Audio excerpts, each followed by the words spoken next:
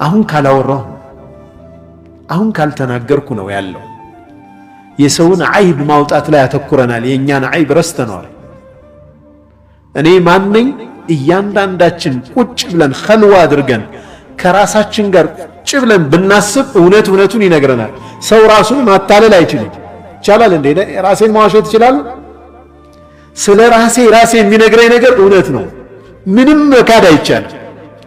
ያችን መጋፈጥ ብዙዎቻችን ፈቃደኛ አይደለም።